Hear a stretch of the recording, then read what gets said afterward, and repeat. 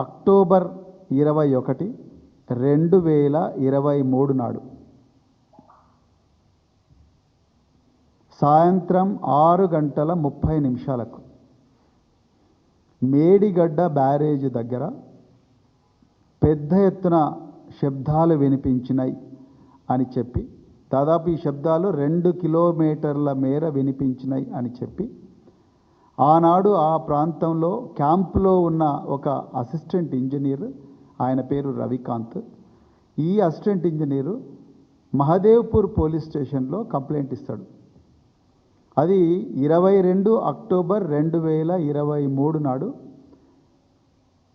174/2023 of Mahadevpur police station. ఆ crime నెంబర్తో ఈ కేసు రిజిస్టర్ అవుతుంది.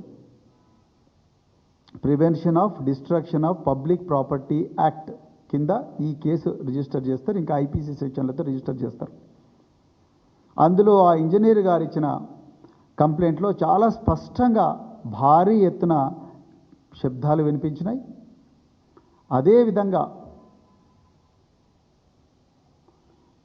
దీని వెనుక ఎవరో అన్నోన్ అఫెండర్స్ ఉన్నారు, అంటే అసాంఘిక శక్తులు ఉన్నారని ఆ ఇంజనీర్ గారు కంప్లైంట్ ఇవ్వడం జరిగింది.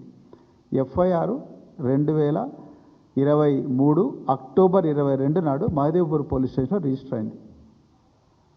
అప్పటి నుండి ఇప్పటి వరకు ఆ కేసు మీద ఎలాంటి పరిశోధన లేదు.